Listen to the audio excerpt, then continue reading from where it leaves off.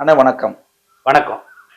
உலகெங்கும் பரவி வாழும் தமிழ் சொந்தங்கள் அனைவருக்கும் தமிழ் தோழன் வலையொலியின் சார்பாக வாழ்த்துக்களையும் வணக்கங்களையும் தெரிவித்துக் கொள்கின்றேன். இன்று நம்முடைய வந்திருக்கின்ற வழக்கறிஞர் ராஜ் உருபஸ் அவர்கள் சாத்தான்குளம் தந்தை மகன் கொலை வழக்குல அவங்களுடைய பங்களிப்பு மிக அதிகம். நீண்ட நாள் போராட்டத்திற்கு பிறகு அதற்கு ஒரு நீதி கிடைச்சிருக்கு. அதன் சம்பந்தமாக ஒரு சில கேள்விகளை நாம அவங்ககிட்ட கேட்கலாம். ஆனா நீண்ட நாள் தொடர் போராட்டத்திற்கு அப்புறமா ஒரு நல்ல தீர்ப்பு கிடைச்சிருக்கு. அதை பற்றி உங்களோட கருத்து என்னென்ன? ஆமா. ஒட்டுமொத்தமாக காவல்துறையின் அடக்குமுறைகளுக்கு எதிராக இது ஒரு மைல்கல்லான தீர்ப்பாக தான் இந்த தீர்ப்பு அமையும். எதிர்காலத்துல எங்கேயோ ஒரு குடிசையில வாழக்கூடிய ஒரு பாமரன், ஒரு இளைஞன் இந்த மாதிரி காவல்துறையால துன்புறுத்தப்படுவது, அவதிக்குள்ளாவது இதனால் கொஞ்சம் குறையும் இல்லை தடுக்கப்படும் என்று நம்புகிறோம். அதுதான் இந்த வழக்கின் வெற்றியாக அமையும் என கருதுகிறேன். சரண, இன்றைய சூழ்நிலையை இன்றைய சூழ்நிலையில் உள்ள ஒரு அரசியலை நம்ம பார்ப்போமே. இன்னைக்கு உள்ள காலத்துல தத்துவம் சார்ந்த அரசியல் ஒரு வழியில போயிட்டு இருக்கு. இன்னைக்கு இந்த இளைஞர்களோட எழுச்சி அதிகமா வந்துகிட்டு இருக்கு. ஒரு பக்கம் பண அரசியல், கூப்பன் கொடுக்குறோம், வாக்குக்கு 2500 கொடுக்குறோம், 3000 கொடுக்குறோம், கருணை தொகை அப்படின்னு சொல்லி கொடுக்குறோம். இப்படி ஒரு அரசியல் போயிட்டு இருக்கு. இது காலகாலமா நடந்துட்டு இருக்கிற இந்த நேரத்துல விஜய் அப்படின்னு சொல்லி ஒரு நடிகர் வராரு. இந்த தத்துவ அரசியலை சார்ந்து ஒரு மக்கள் எழும்பி வந்துட்டு இருக்கிற நேரத்துல இவர் உள்ள நிக்கிறது, இந்த இளைஞர்கள் அவர் பக்கம் போறது, இதை நீங்க எப்படி பாக்குறீங்க? அதாவது இன்றைக்கு தமிழகத்தில் உள்ள ஒரு அரசியலை 2 நிலைகளாக பிரிக்க வேண்டிய ஒரு தேவை இருக்கிறது. விஜய் அரசியலை சார்ந்து கூட நம்ம அதை பிரித்து அதை பார்த்து அதில் உள்ள கருத்துக்களை சொல்லலாம். ஒன்று, 1993க்கு முன்பு உள்ளது, 1993, 94 ஆண்டுகளுக்கு பின்புள்ள அரசியல் அப்படின்னு சொல்லலாம். அதில் என்ன என்றால், காலங்காலமாக தமிழ் இனம் மேலே வந்துவிடக்கூடாது என்பதற்காக ஆரியர்கள், திராவிடர்கள் தெளிவாக இவர்கள் சினிமா அடிமைத்தனத்தில் இருக்கப்பட வேண்டும் என்று வைக்கப்பட்டவர்கள். அதனால்தான் தங்களுடைய தலைவர்களை திரையிலிருந்து தேர்ந்தெடுக்கக்கூடிய அவலமான சூழ்நிலைகளில் தமிழர்கள் இருந்தார்கள் ஒரு காலகட்டத்தில். 1990, 93, 94 ஆண்டுகளுக்கு பிறகு தனியார் டிவிகள், தொலைக்காட்சிகள் பல பல தமிழ்நாட்டில் உதயமாயின. சன் டிவி மற்றும் அதை தொடர்ந்து ஜெயா டிவி, பல்வேறு டிவிகள் வந்து ஒவ்வொரு அரசியல் கட்சிகளும் ஒவ்வொரு சேனல் வச்சாங்க. இதனுடைய விளைவாக என்னவாகிறது என்றால், ஒவ்வொரு வீடுகளிலும் ஒரு நாளைக்கு 15 அல்லது 16 திரைப்படங்கள் ஓடப்படுகின்ற ஒரு சூழல் வருகிறது. திரை நடிகர்களை எங்கோ ஒரு ஆதர்ஷ புருஷனாக, அவனை பார்ப்பதே ஒரு வாழ்க்கையின் பலனாக நினைத்து கொண்டிருந்த தமிழ் சமூகம் அந்த ஆண்டுகளுக்கு பிறகு மாற்றி யோசிக்க ஆரம்பிக்கிறது. ஓ, அவனும் நம்மை போல் மனிதன் தான் போல, இங்கதான் இருக்கிறான் போல, நேத்து கூட பார்த்தோமே அந்த படத்துல தான் வந்திருந்தானே என்று ஏதோ தன் வீட்டில் உள்ள ஒரு பையனை போல் பார்க்க ஆரம்பித்து விடுகிறார்கள். அதனால் திரைமோகம் அந்த முன்பு இருந்த நிலை மாற்றி ஜெயலலிதாவை கட்டாயம் ஆக்குவோம் என்று, எம்ஜி ராமச்சந்திரனை ஆக்குவோம் என்று, இல்லை ஏதோ ஒரு விலைபோகாத ஒரு நடிகர் ஆரம்பித்தால் கூட அந்த கட்சி கொஞ்ச நாளைக்கு அவருக்கு நடிகர் என்கின்ற ஒரே காரணத்தினால் நடைபெறும் என்ற நிலை மாறி, நீ நடிகராக இருந்தாலும் சரி, எங்களுக்கு இப்போது திரைமோகம் குறைந்து விட்டது என்று சொல்லக்கூடிய வகையில் தமிழ் இனம் மீண்டு வந்தது. இது ஒரு ஆரோக்கியமான வளர்ச்சி. அதனால்தான் ரஜினிகாந்த் போன்ற நடிகர்கள் கூட தங்களுடைய திரை ஒரு வெளிச்சத்தை அரசியலுக்கு கொண்டு வந்து அரசியல் ஓட்டுகளாக மாற்றுவதற்கு சற்று தயங்கி அவர்கள் நின்று கொண்டிருந்த காரணம் இதுதான். இந்த நிலையில் இப்போது விஜய் உள்ளே வருகிறார். இது ஆரோக்கியமான போக்காக இருக்குமா இருக்காதா என்பதை பற்றி நாம் தெளிவாக பார்க்க வேண்டியது இருக்கிறது. நீங்க கேளுங்க, நம்ம இதை பற்றி பேசலாம். போகுமா போகாதா அப்படின்னு சொல்லி நம்ம பார்க்க வேண்டியது இருக்குது. அப்படின்னா வரும்போதே தெரியுது இல்ல, திமுக இலவசத்தை தான் கொண்டு வந்தாங்க. இந்த மக்களுக்கு புரிஞ்சுது, இவங்க எல்லாம் இலவசம் கொண்டு வந்து ஏமாற்றுறாங்க அப்படின்னு சொல்லி புரிஞ்சுது. ஆனா இவரை நம்ம சோதிச்சு பார்க்க வேண்டிய அவசியமே இல்லாமல இருக்கு. இவர் வரும்போதே அவரு 2000னா 2500 தாரேங்கிறாரு. பார்க்கும்போது என்ன டேஞ்சரா இருக்குது அப்படின்னா, இப்போ திமுக, அதிமுக இலவசத்தை கொடுக்கறதுக்கு சொல்றாங்க இல்லையா, இந்த பணத்தோட அளவை விட நடிகர் விஜய் அவர்கள் சொல்லக்கூடிய திட்டங்கள், இலவச திட்டங்களுக்கு அதிக பணம் தேவைப்படுது. ஆமா. அப்போ எப்படி ஒரு மக்களுக்கு கண்டிப்பாக கொடுக்க வேண்டிய இந்த மருத்துவம், இந்த கல்வி, இந்த சாலை வசதி, ஏனைய வசதிகள் இதெல்லாம் எப்படி அவரு கொடுக்க முடியும்? அது கொடுக்கவே முடியாது. அது மட்டும் இல்லாம இந்த திரைமோகத்தை பற்றி இன்னொரு பார்வை கூட இருக்கிறது. அதையும் இந்த இடத்தில் சொல்ல வேண்டியது அவசியமாக இருக்கின்ற காரணத்தால் நான் பதிவு பண்றேன். நம்மை விட பஞ்ச பராரிகளாக, பரதேசிகளாக, ஏழை மக்களாக இருக்கக்கூடிய சகோதரர்கள் ஜார்க்கண்டில் இருந்தும், அஸ்ஸாமில் இருந்தும், ஒரிசாவில் இருந்தும், அங்கிருந்தும் இங்கிருந்தும் வந்து கொண்டு இருக்கிறார்கள். இந்த மண்ணுக்கு வேலைக்கு வருகிறார்கள். இந்த மண்ணுக்கு வேலைக்கு வந்தால் கூட ஒரு திரைப்படத்தை பார்த்து ரசித்து அதை கழித்து எழுந்து போகின்ற மனநிலை அவனிடம் இருக்கிறது. இல்லை என்று சொன்னால் இவர்கள் அனைவரும் சேர்ந்து அமிதாப் பச்சனை தான் நாங்கள் பிரதம மந்திரியாக மாற்றுவோம் என்று சொல்லி அமர்ந்திருப்பார்கள். அப்படி அவர்கள் செய்யவில்லை. செய்வதற்கான மனநிலையை அவர்கள் பெற்றிருக்கவில்லை. இந்த திரை உலகம் மட்டும், தமிழ் திரை உலகம் மட்டும் எப்போதும் ஒரு உணர்ச்சி வேகத்தில் இருக்கக்கூடிய ஒரு இனம் இந்த இதில் மீண்டும் மீண்டுமாக கோட்டை விட்டு கொண்டே இருக்கிறது, மீண்டுமாக தவறிக்கொண்டே இருக்கிறது என்று சொல்லலாம். அதற்கு அடிப்படை என்னவென்றால் ஒரு சிறிய வார்த்தையை சொல்லலாம். நடிகர் சூரி இருக்கிறார், மதுரையை சார்ந்தவர், முன்னணி நடிகர், நல்ல நடிகர். அவர் ஹோட்டல் நடத்தி கொண்டு இருக்கிறார், உணவகம் நடத்துகிறார், தன்னுடைய கூடுதல் தொழிலாக உணவகத்தை நடத்துகிறார். நடிகர் சூரியினுடைய ஹோட்டல் என்று முதல் நாள் கையை காட்டி ஒருவர் அங்கே போய் டீ குடிப்பார். அடுத்த நாள் அந்த கடையில் டீ நன்றாக இருந்தால்தான் டீ குடிப்பார். நடிகர் சூரியின் ஹோட்டல் என்று அவர் போக மாட்டார். ஒரு டீக்கு கூட ஒரு நடிகனுடைய இடத்திற்கு நான் போக வேண்டுமா என்பதை அதனுடைய தரம் தீர்மானிக்கின்ற பொழுது இந்த நாட்டை ஆள்வதற்கு மட்டும் அந்த படத்தில் பார்த்தேன் அவர் ஏழைகளுக்கு உதவுகிறார், இந்த படத்தில் பார்த்தேன் ஏழைகளுக்கு உதவுகிறார் என்று அலங்கோலமான இந்த தமிழ் இளைஞர்களும் இளம் பெண்களும் ஒரு முடிவெடுப்பார்களே என்று சொன்னால் நாம் வளர்ச்சியின் பாதையில் செல்லவில்லை.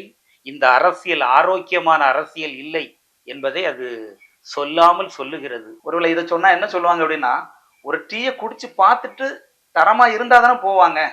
ஆமா, நாங்க எங்க தளபதிக்கு ஒரு முறை ஓட்டு போட்டுடுறோம், அதுக்கப்புறமா அவர் ஆட்சி நல்லா இருந்தது, நல்லா ஒருவேளை நல்லா இல்லை அப்படின்னா நாங்க வந்துடுறோம் அப்படின்னு சொல்லுவாங்க. அப்ப அதை நம்ம ஏத்துக்கிட்டு தானே ஆக வேண்டியது இருக்கு. இல்ல, அதுக்கு அப்படி நீங்க பார்க்க வேண்டிய தேவையில்லை.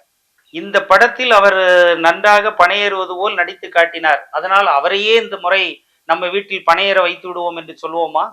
இந்த படத்தில் அவர் நல்ல மாப்பிள்ளையாக நடந்து கொண்டார், என் தங்கைக்கு, என்னுடைய மகளுக்கு அவரையே மாப்பிள்ளையாக நியமித்து விடுவோம் என்று சொல்லுவோமா? இல்லல்ல. அப்போது அங்கு மனதில் பகுத்தறிவு வேலை செய்கிறது.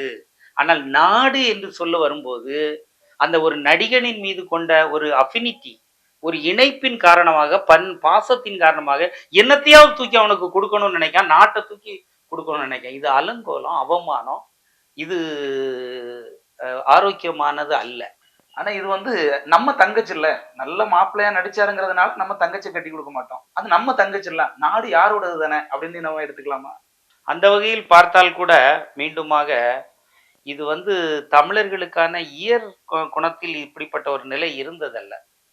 மன்னர்களுக்காக, தங்களுடைய தலைவர்களுக்காக உயிரை கொடுக்கவும் துணிந்த இனமாக தமிழினம் காலங்காலமா இருந்திருக்கு, இல்லைன்னு இல்லை.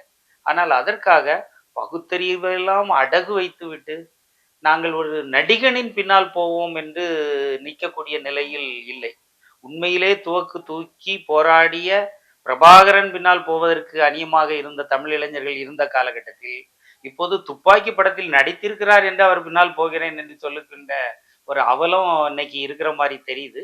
ஆனால் தமிழ் இளைஞர்கள் சில நேரங்கள்ல அப்படி ஒரு மூடத்தனத்தை நோக்கி நகர்வது போல் இருந்தால் கூட மீண்டு வந்து விடுவார்கள், வந்திருக்கிறார்கள், வெற்றியை பெறுவார்கள், புரிந்து கொள்வார்கள். அப்படிதான் எனக்கு அதை நம்பிக்கையோட பார்க்க தோணுது. சரி, அப்படி ஒருவேளை நம்பி வந்தா மகிழ்ச்சி தான். நீங்க நாம் தமிழர் கட்சி, அதனால நீங்க நடிகர் விஜய் அவர்களை அண்ணன் சீமான் அவர்கள் இத்தனை ஆண்டு காலம் அரசியல் பண்ணியிருக்காங்க, இவ்வளவு போராட்ட காலத்துல நின்றுருக்காங்க. ஆனாலும் இவருக்கு வராத கூட்டம் இன்னைக்கு விஜய் அவர்களுக்கு வந்திருக்குதே அப்படின்னு சொல்லி நீங்க ஒருவேளை ஒரு விரக்தியில கூட நீங்க இப்படி பேசலாம். அப்படி நீங்க எடுத்துக்கொள்ள முடியாது. ஏனென்றால் தாமிரபரணிக்கும் காற்றாற்று ஆறுகளுக்கும் எப்போதும் வித்தியாசம் உண்டுன்னு சொல்வார்கள். காற்றாற்று வெள்ளம் என்பது கரை புரண்டு ஓடும். அப்புறம் கொஞ்ச நாள் கழிச்ச உடனே அங்கே வெறும் மணல் மட்டுமே இருக்கும். தாமிரபரணி போன்ற பொருணை நதி எப்போதும் நிரந்தரமான தண்ணீரை கொண்ட ஒரு மண்ணாக, ஒரு ஆறாக இருக்கும். அப்போ நாம் தமிழர் கட்சியினுடைய பிள்ளைகள் எல்லாம் கொள்கை ரீதியாக உள்வாங்கி வருகிறவர்கள். அதனால அவர்கள் தெளிவாக இருப்பார்கள். நம்முடைய தம்பிகள் நடிகர் விஜயின் பின்னால் இருப்பவர்கள் சில விஷயங்களை புரியாம கூட அவங்க இருக்கலாம். டங்ஸ்டன் கனிம சுரங்கம் அமைப்பதற்காக மதுரையில் மத்திய அரசு கொண்டு வந்த திட்டத்தை எதிர்த்து மக்கள் நீண்ட நெடிய போராட்டம் நடத்தினார்கள். கூடங்குளம் அணுமின் நிலையத்துக்கு எதிராக போராடினார்கள்.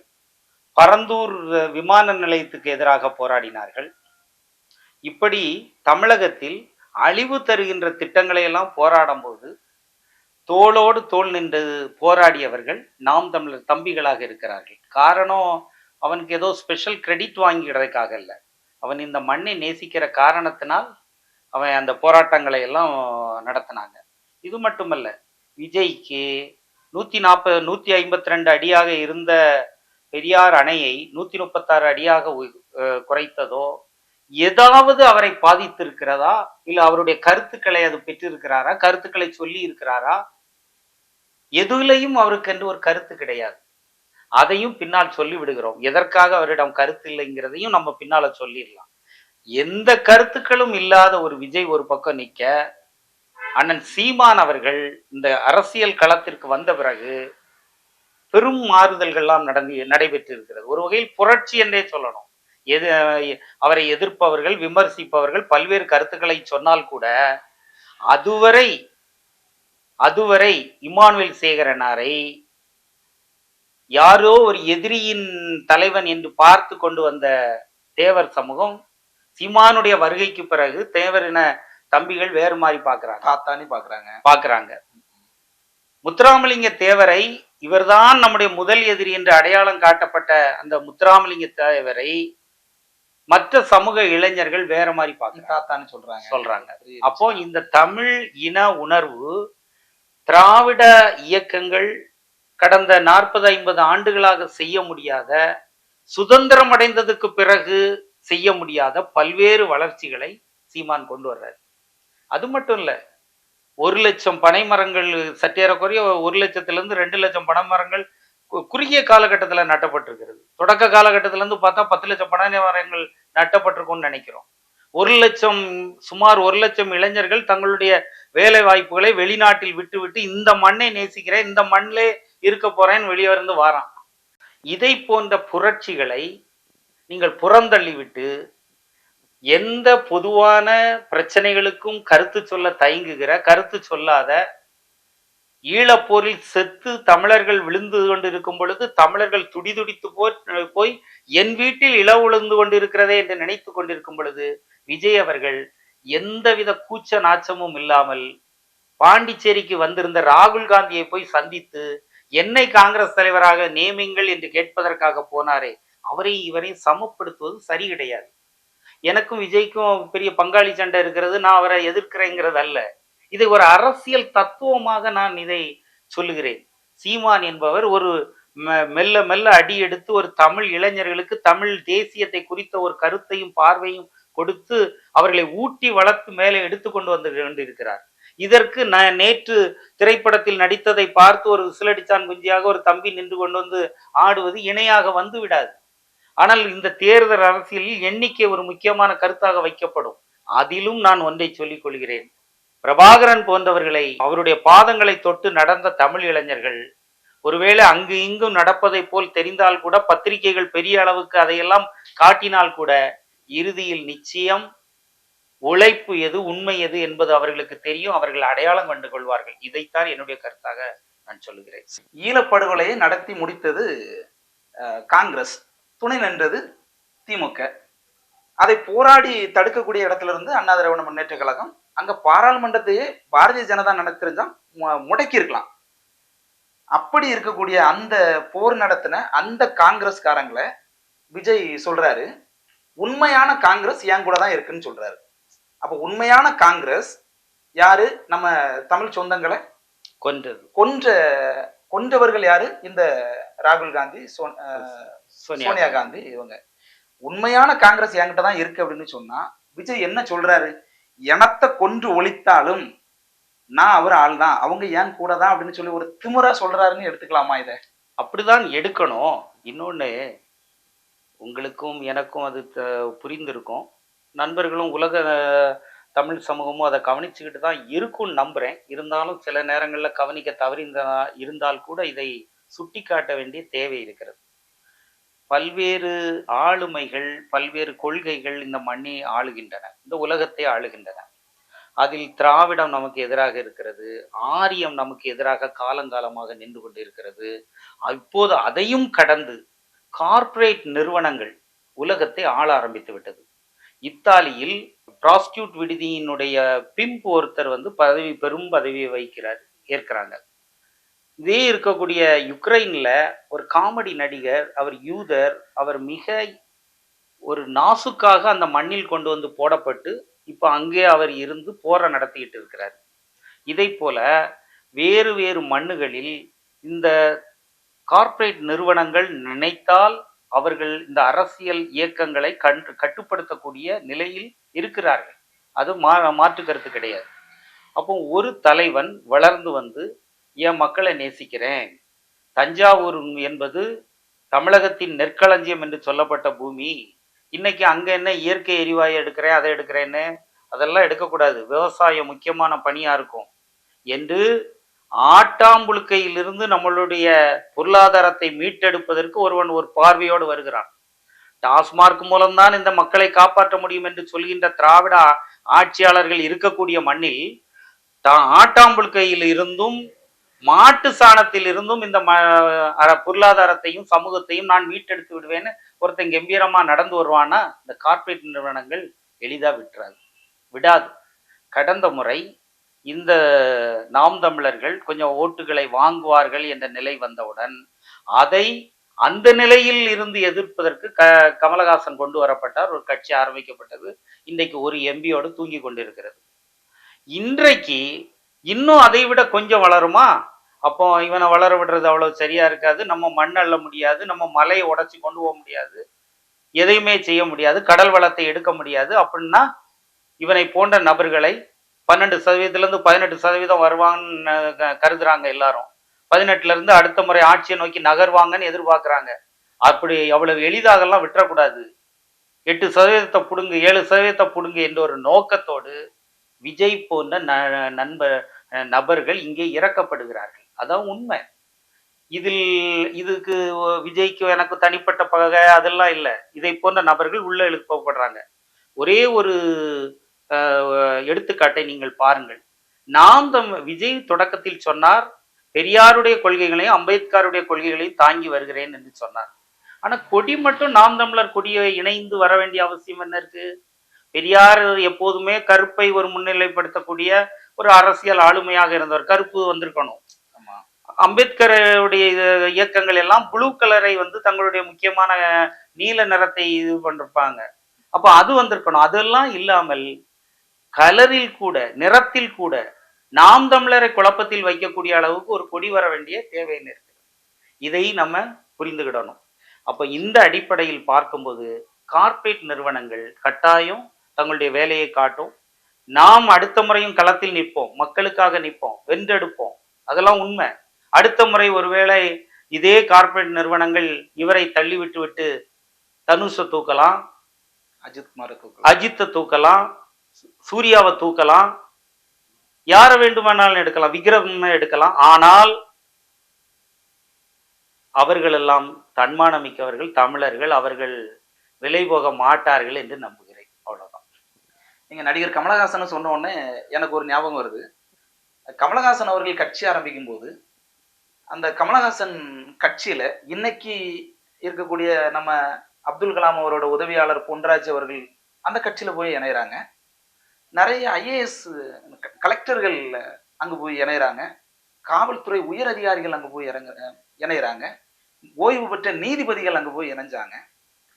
அவங்கெல்லாம் ஒரு நடிகர் கூட போய் சேர்றதை நம்ம ஒண்ணும் சொல்லல.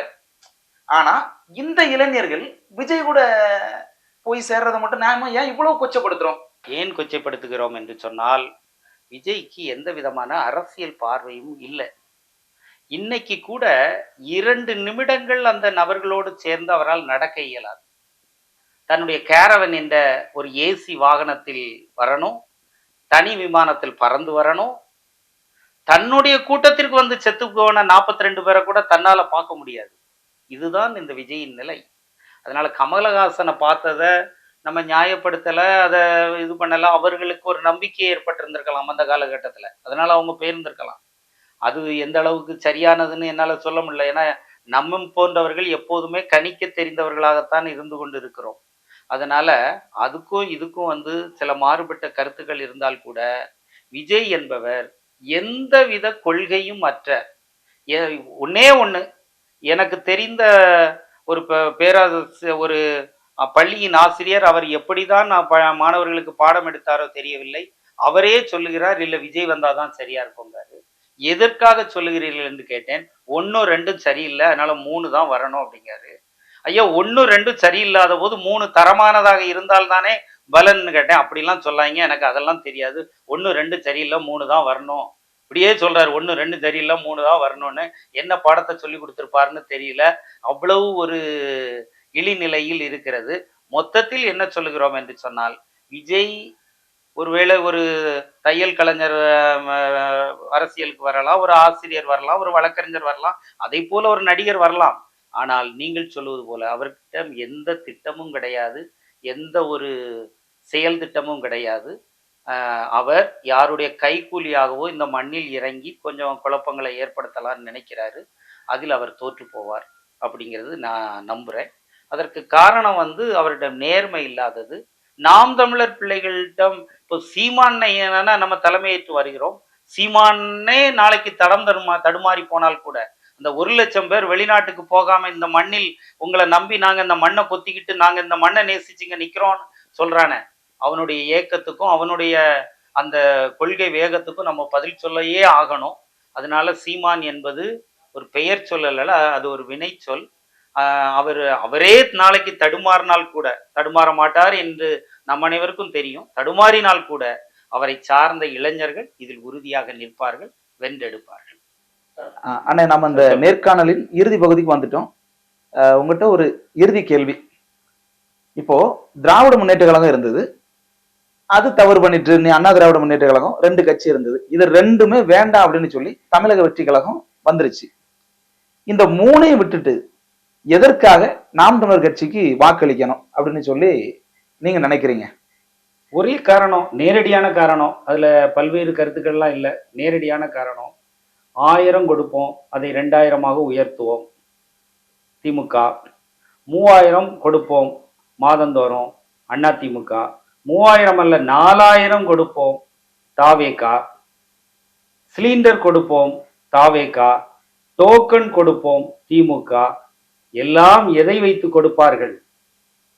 எங்களுடைய குளங்கள் காணாமல் போகும், மலைகள் கொள்ளையடிக்கப்படும், மலைகள் காணாமல் போகும், ஆற்று நீர் கொள்ளையடிக்கப்படும், ஆற்று மணல் அள்ளப்படும், அத்தனையும் அள்ளப்படும். அதற்கு பிறகு இவர்கள் 3 பேருக்கும் இவர்கள் சொன்ன வகையில் பணம் தருவார்கள். இதுதான் கார்ப்பரேட் அரசியல். இதனால் தான் வேறொன்றும் அல்ல. இன்றைக்கும் நம்முடைய ஊரில் பாருங்கள், தாவேகா பொதுக்கூட்டத்தில் கலந்து கொள்வதற்காக பெண்களுக்கு 500 ரூபாய் அளிக்கப்படுகிறது. ஆமா, அதிமுகவிற்கு பணம் கொடுத்துதான் கூட்டம் சேர்க்கப்படுகிறது, திமுகவிற்கு பணம் கொடுத்துதான் கூட்டம் சேர்க்கப்படுகிறது. ஸ்டாலினே வந்தாலும் கூட 500 ரூபாய் நீங்க பணம் கொடுக்கவில்லை என்று சொன்னால் வெறும் 100 பேர் கூட அங்கு தேர மாட்டார்கள். இதுதான் உண்மை. இதில் செந்தமிழன் சீமான் கூடுகிற கூட்டத்திற்கு, அழைக்கிற கூட்டத்திற்கு திரட்சியாக வெகு திரளாக மக்கள் தன்னெழுச்சியோடு வருகிறார்கள் என்பதில் இருந்தே இது மக்களுக்கான அரசியலை இந்த கட்சி பேசிக் கொண்டிருக்கிறது. எனவே இது மட்டுமே நமக்கு வாய்த்துள்ள கடைசி வாய்ப்பாக, உரிய வாய்ப்பாக இருக்கிறது. அதனால் அதற்கு மட்டுமே வாக்களிக்க வேண்டும். அதுதான் என்னுடைய பார்வை. சரி, நன்றி. நன்றி. கண்டிப்பா நல்லது நடக்கும். நம்முடைய தமிழ் தோழன் வலையொலிக்கு இதுதான் முதல் நேர்காணல். அந்த முதல் நேர்காணலுக்கு நீங்க வந்து இந்த நிகழ்ச்சியை, இந்த நேர்காணலை நீங்க சிறப்பிச்சு தந்ததுக்கு ரொம்ப நன்றி. நன்றி, வணக்கம்.